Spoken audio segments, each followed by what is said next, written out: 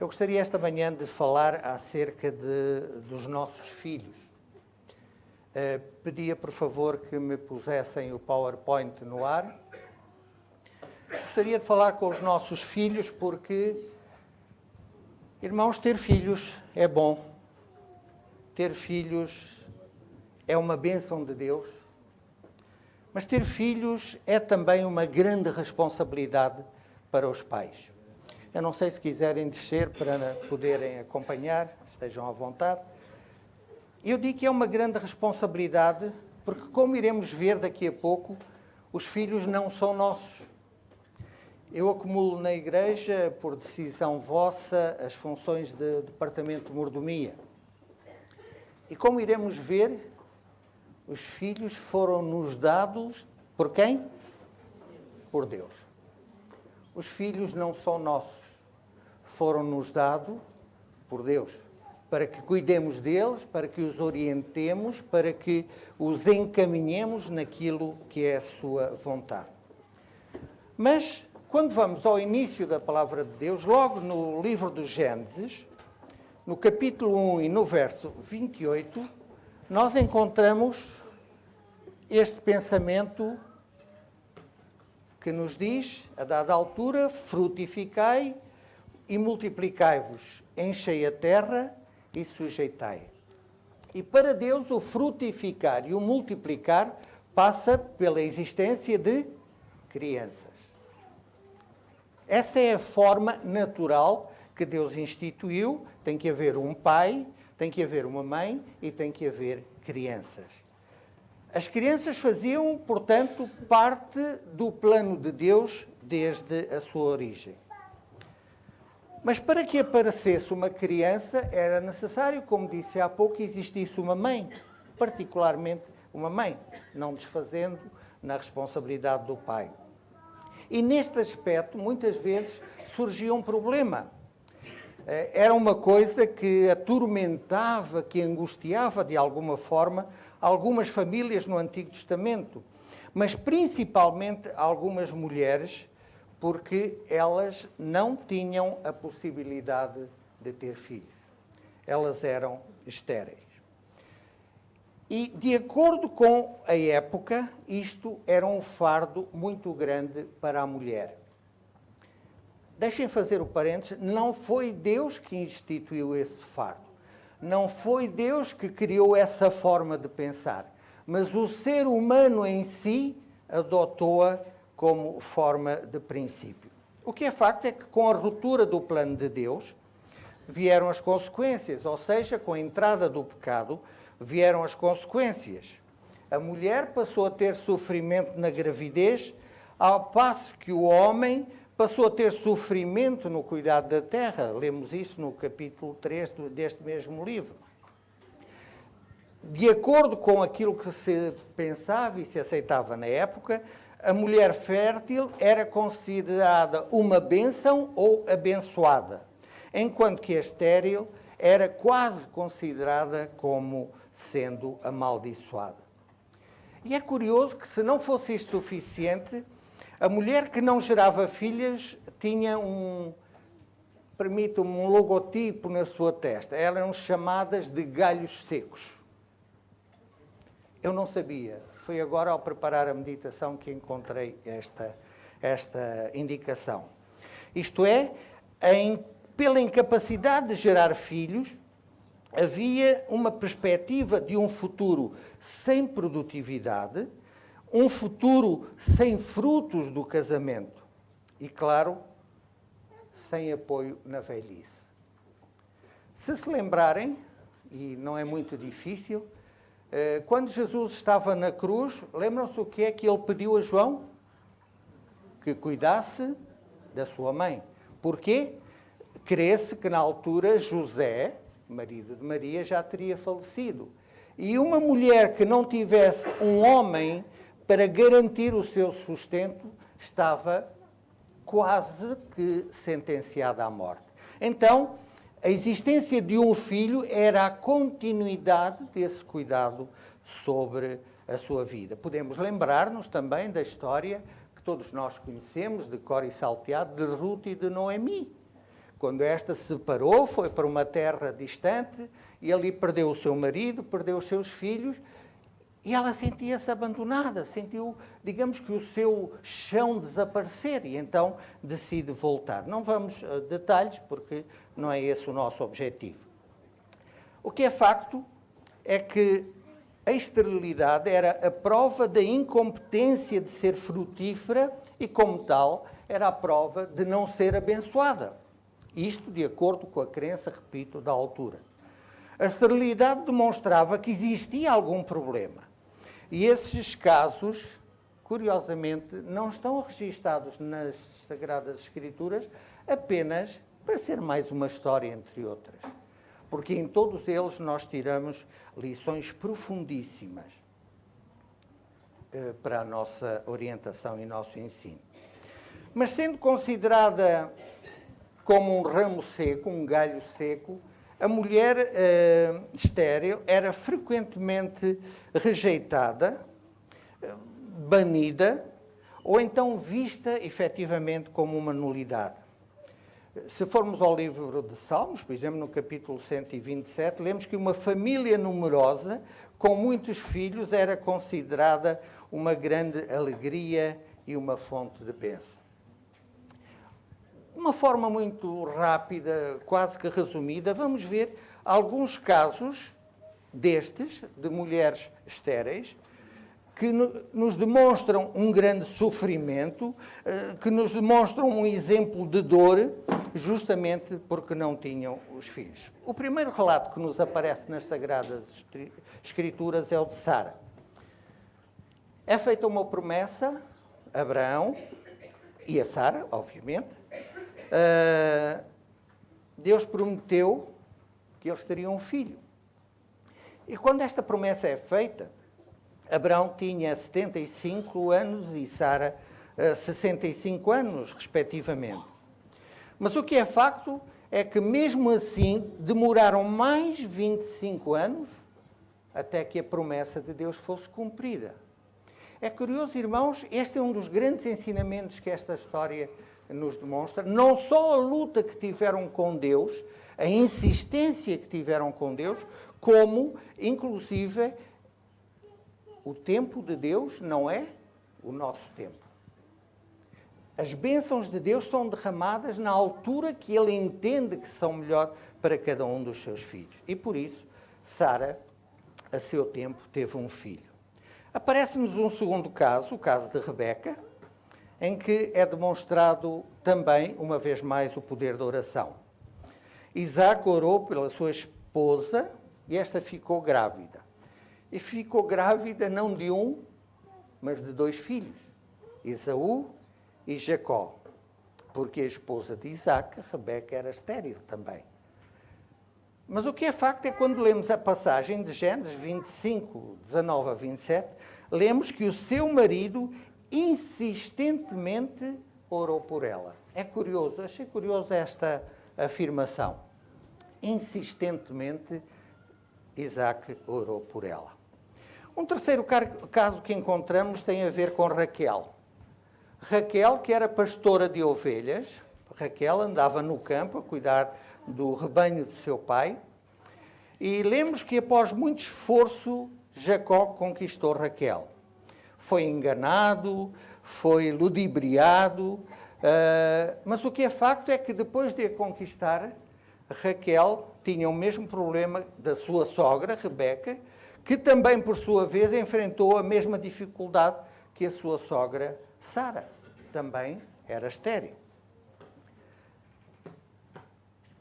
Acabou por ver o seu marido engravidando outras mulheres, porque, de acordo com o costume daquela época, as senhoras utilizavam uma serva e o primeiro filho que esta serva tivesse era considerado filho da senhora. E, portanto, isto aconteceu várias vezes, até que, efetivamente, chegou a resposta de Deus às suas orações. E Raquel foi mãe de José e foi mãe de Benjamim. Mas podemos falar ainda também da mãe de Sansão. Encontramos esta história no livro de Juízes, no capítulo 13. A Bíblia não informa o nome da mãe de Sansão, mas apenas nos diz que era esposa de Manoá e que era estéril. Se repararem, era esposa de Manoá. Manoá é que era a base, era o sustento, tal como mencionei no início. E certo dia ela estava sozinha quando o anjo do Senhor lhe anunciou que ela iria ter um filho. E lhe deu 3 regras para a consagração do menino, pois o fruto do seu ventre seria usado por Deus para libertar os israelitas da opressão dos povos dominadores e, particularmente, dos filisteus. Mas não podíamos passar estes exemplos sem falar no caso de Ana. Todos conhecemos, talvez muito bem, melhor do que quase a maior parte dos outros, a situação de Ana. Ana era esposa de Elcana, que tinha 2 esposas. Permitam uma redundância, uma era Ana e a outra era Penina, muito bem. E havia ali uma competição, uma rivalidade entre as duas. E Ana sentia-se tremendamente diminuída, porque ela não podia ter filhos, e Penina tinha filhos atrás de filhos. E isto para Ana era algo que a humilhava. E certo dia, conhecemos bem a história, Ana encontrava-se no templo e orava mexendo apenas os seus lábios, não produzia sons. E de tal forma era a sua insistência e a forma como ela falava, que o sacerdote pensava que ela estava o quê? Embriagada. Quanta dor, não, irmãos? Apesar da dor de não poder ter filhos, ainda há dor de lhe chamarem bêbada. O que é facto é que Ana não desistiu, continuou a orar e disse ao sacerdote porquê ela estava ali.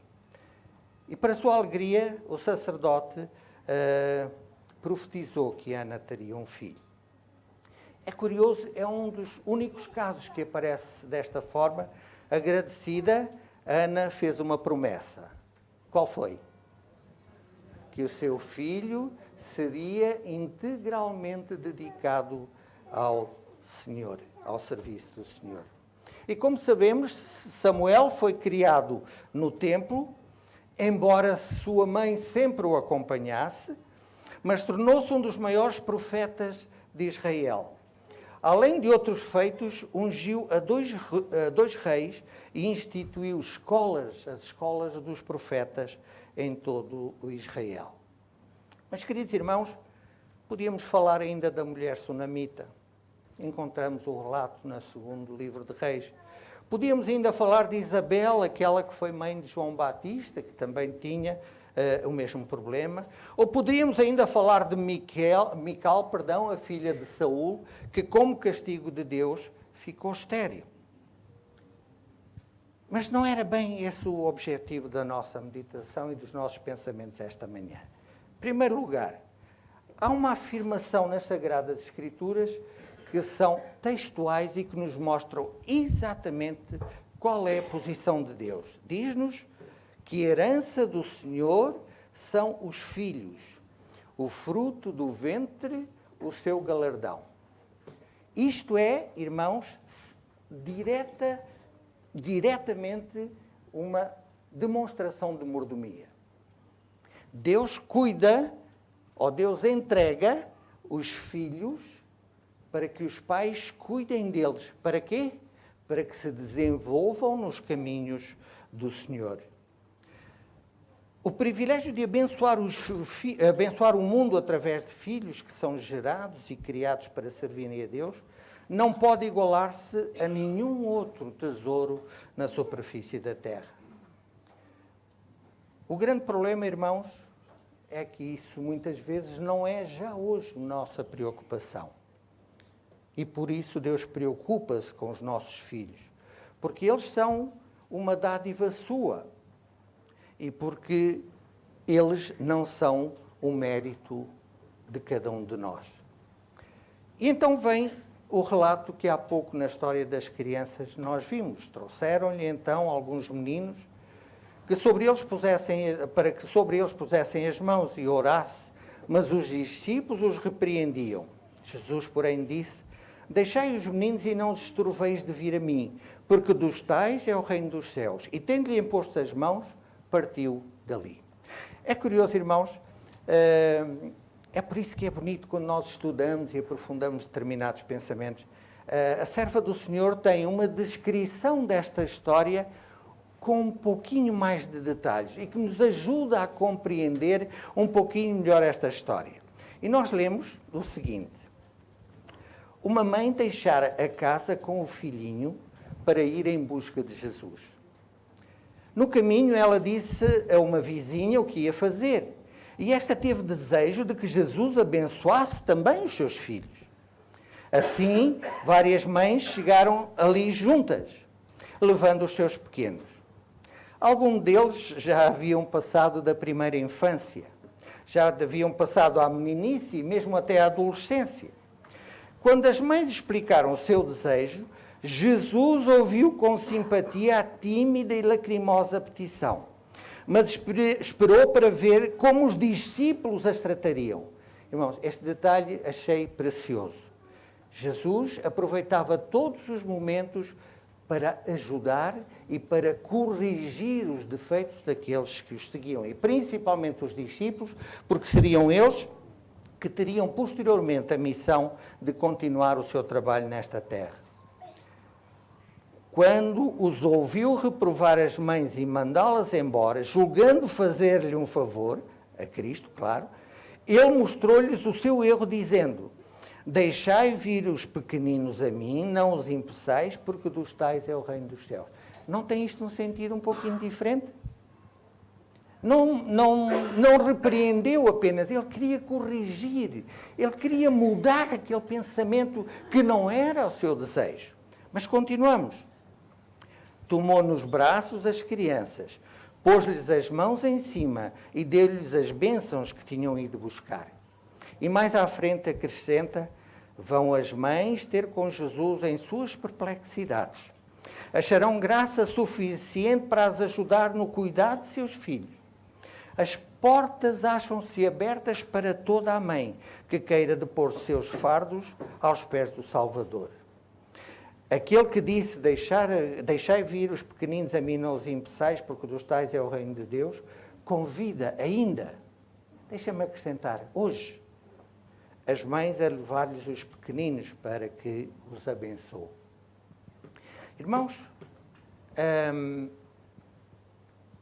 isto é um pensamento que nós poderíamos ficar o resto da manhã a falar sobre ele. Mas aquilo que Deus está a dizer a cada um de nós esta manhã: sejam filhos pequenos, sejam filhos grandes. Primeiro, há um papel que deve existir. Qual é? Como pais, levar os nossos filhos aos pés de quem? De Jesus. Será que estamos a fazê-lo? Ou será que estamos a fazê-lo devidamente? Em segundo lugar, é-nos dito, acabamos de ler, que Jesus ainda convida hoje os pais a dar esse passo, a ter esse gesto de interceder pelos seus próprios filhos. A preocupação de Jesus com as crianças era tanta que em todas as Sagradas Escrituras ele as usa variadas vezes como exemplo em muitas situações. Permitam fazer-vos uma pergunta. Pode haver um presente maior para uma mãe do que a salvação dos seus filhos? Ser mãe é ser líder, pois ninguém influencia mais do que uma mãe, se esta é guiada por Deus. Vejam bem este pensamento que achei maravilhoso.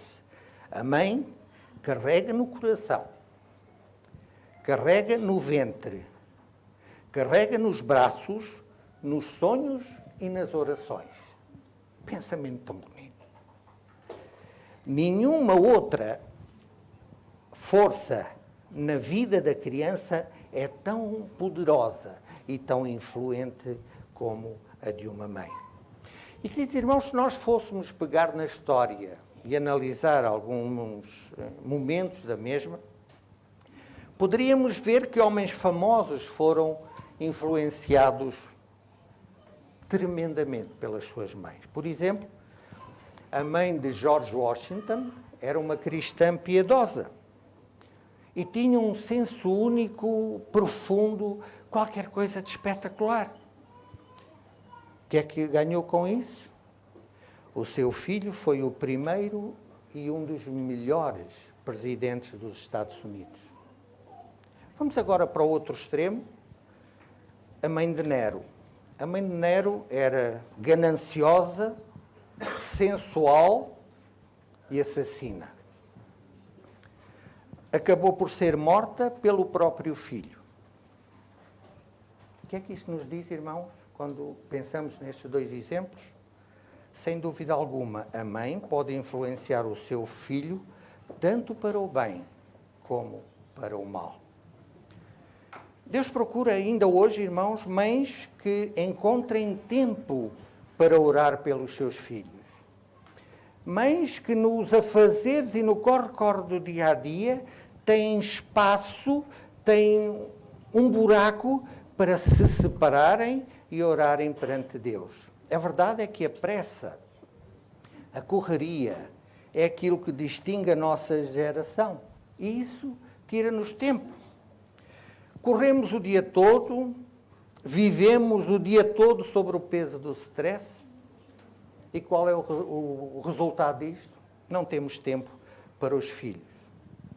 A família deixou de ser prioridade. E por isso precisamos levantar-nos em favor dos nossos filhos e das nossas famílias, enquanto ainda temos tempo para o fazer. Precisamos de mães que passem tempo em oração, que falem aos filhos de Deus, mas que também falem dos seus filhos ao seu Deus. Isto é muito importante, queridos irmãos. Não deixamos que aquilo que nos envolve nos altere a nossa forma de pensar, porque há alguém interessado que assim aconteça. E esse alguém não está do lado de Jesus. Precisamos de mães que passem tempo, então, em oração e que se disponham a interceder pelos seus filhos. E a este respeito, irmãos, encontramos muitas falhas dentro de muitas famílias da Igreja. Há maior preocupação com tudo. Irmãos, se nós fôssemos apresentar todos os pensamentos que encontramos no Espírito de Profecia, acho que uma semana não chegaria para o mencionar. Portanto, encontramos aquelas mães, e estamos a falar particularmente das mães, porque a incidência da preocupação é sobre as mães, uma vez que estas têm uma responsabilidade particular perante Deus, não tira a responsabilidade dos pais, mas o poder e a influência das mães é em tudo superior. Há preocupação por muitas coisas, pela roupa, pelos encontros sociais e por tantas outras coisas que não vamos mencionar. E pouco ou nada de tempo para estarem com os seus filhos. E essas falhas levam primeiramente ao distanciamento entre os pais e os filhos, seguido muitas vezes, para não dizer na maioria das vezes, da separação ou distanciamento de Deus. Os seus discípulos, numa outra ocasião, tiveram que ser chamados à ordem, porque os seus interesses se interpunham aos interesses de Jesus. Nós lemos naquela mesma hora. Chegaram os discípulos ao pé de Jesus, dizendo: quem é o maior no reino dos céus? E Jesus, chamando um menino, o pôs no meio deles. Este ato de Jesus é extraordinário. Ele não utilizou palavras aqui, ele chamou uma criança, pô-la ali. Ele queria provocar a reflexão, queria fazer com que eles virassem a direção do seu pensamento para o outro lado. E diz: em verdade vos digo que se não vos converterdes e não vos fizerdes como meninos, de modo algum entrareis no reino dos céus.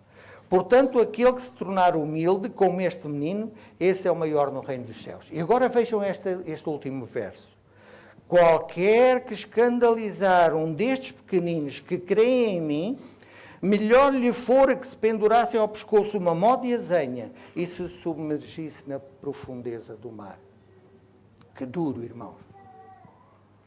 Mas a nossa responsabilidade reflete isto. E por isso esta imagem é tão forte. Porque a responsabilidade que temos perante Deus pelos nossos filhos leva a esta conclusão. Os nossos filhos são, em primeiro lugar, uma herança de Deus e, em segundo lugar, uma responsabilidade nossa no caminho e nas orientações que lhe damos. Para Deus não é importante quem é o maior. Não é importante aquele que aparece mais vezes na igreja. Aquele que quer ter o protagonismo à frente da igreja. Não. Para Deus o mais importante é aquele que é o mais humilde. Aquele que o ama verdadeiramente. A ponto de não se preocupar com nada, a não ser fazer a sua vontade. Irmão, fez-me lembrar um outro aspecto também, quando pensava nisto. Eu sei que, de alguma forma, eu vou ser contestado. Tenho consciência disso, mas a palavra de Deus nem sempre traz consenso entre as pessoas. E, principalmente, quando nós olhamos e encontramos teorias, filosofias, orientações no mundo que nos envolve que são totalmente contrárias a isto. Porque aquilo que a priori nos está a ser dito, o que é importante é aquilo que hoje dizemos, fazemos, porque isto é moderno, nós estamos mais avançados e a Bíblia é uma coisa tão velhinha que já não tem importância nenhuma. E isto tem a ver, muitas vezes, até para irmos buscar o apoio dessas teorias e filosofias e orientações para justificar os nossos erros. Mas sabem um facto que é importante? Para Deus, essas teorias e filosofias não têm valor. O que para Deus tem valor são as suas orientações. São as guias que Ele deixou para que cada um de nós seguisse para cumprimento da sua vontade. Isto tem a ver com a educação dos nossos filhos. E essa educação, por vezes, exige atitudes mais difíceis. Será que a Bíblia, deixem-me fazer primeiro esta pergunta, será que a Bíblia ainda tem valor para nós? Será que ainda colocamos a orientação de Deus expressa na sua palavra à frente de todas as outras teorias, filosofias? Deixem-me usar uma outra expressão, todas as outras paranoicas ideias que aparecem à nossa frente? Podem ver, são tudo citações do Espírito de Profecia, não são pensamentos meus.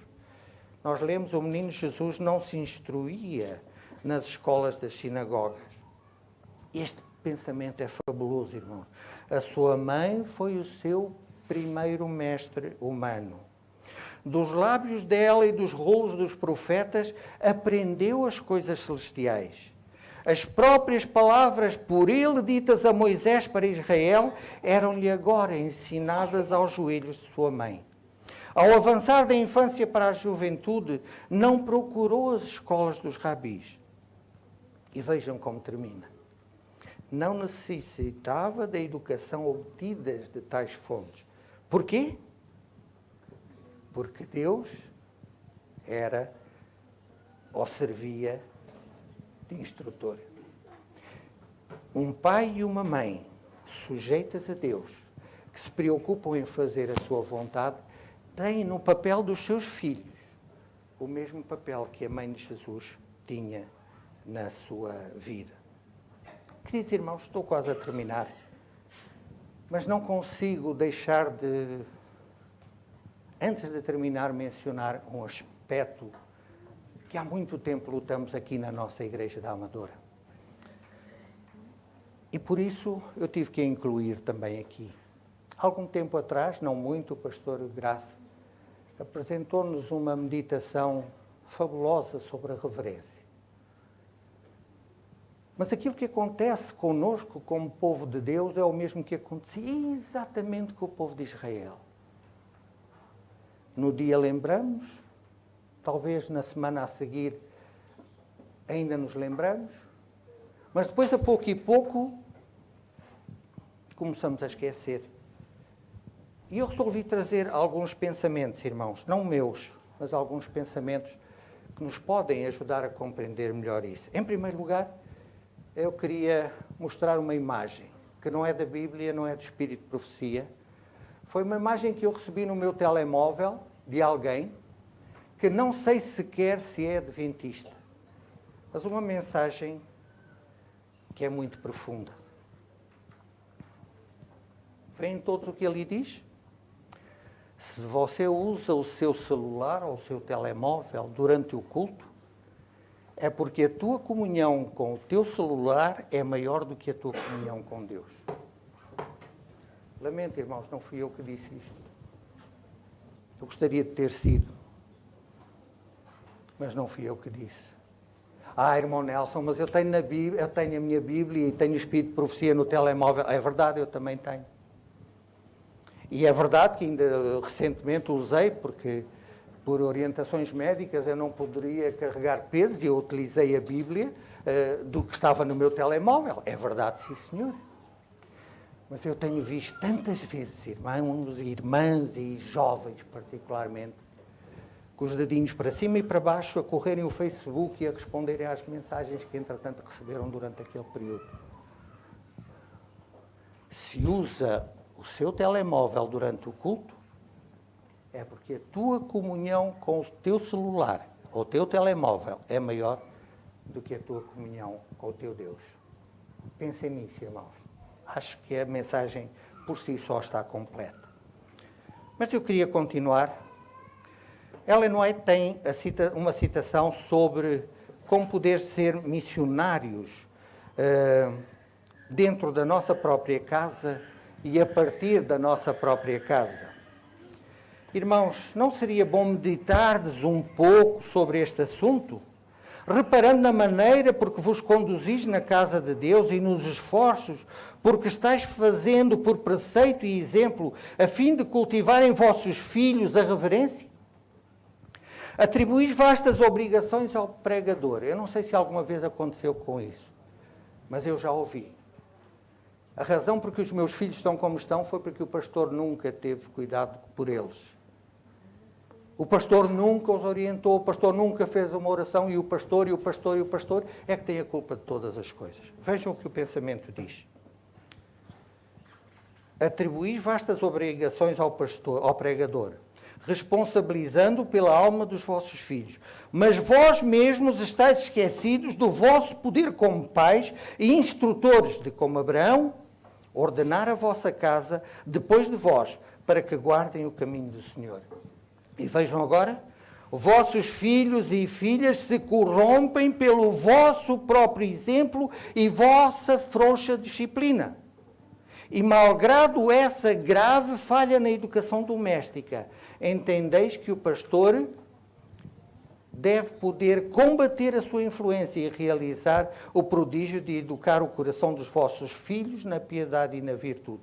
Depois de o pastor haver feito pela Igreja tudo quanto pôde, admoestando-a fielmente e com bondade, procurando encaminhá-la com paciência e fazendo ardentes preces pelo resgate e salvação de cada alma, e não terem seus esforços alcançado almejado êxito, os pais não raro censuram por não verem convertidos os filhos. Quando a causa disto está onde? Na sua própria negligência. Ou seja, muitas vezes aquilo que nós vemos acontecer nos filhos, para não dizer a maior parte das vezes, é resultado da nossa própria má conduta e exemplo aos nossos filhos. Irmãos, acho que o pensamento é tão claro e eu também não me quero estender. Enfim, estamos em cima da hora e eu vou passar ao pensamento segundo. Vejam bem o que este pensamento a seguir nos diz. Oxalá velassem os pais em oração e cuidado pela felicidade eterna de seus filhos. Perguntem eles, fomos negligentes? Será que descuidámos esta obra solene? Permitimos que os nossos filhos chegassem a ser joguetes das tentações de Satanás? Irmãos, vejam este pensamento. Será que nós permitimos, como pais, pai e mãe, que os nossos filhos fossem joguetes nas mãos de Satanás? Não temos que prestar conta solene a Deus por havermos permitido que os nossos filhos empreguem os seus talentos, tempo e influência para proceder contra a verdade e contra Cristo? Não descuidamos o nosso dever de pais aumentando o número de súbditos do reino de Satanás? Irmãos, este pensamento foi aquele que me levou a organizar esta meditação esta manhã. Sabem, a senhora White tem um pensamento, eu não o tenho aqui, mas se alguém estiver interessado eu posso procurá-lo, que diz mais ou menos estas palavras. Deus não aceita a desculpa da negligência, vamos pôr por outras palavras.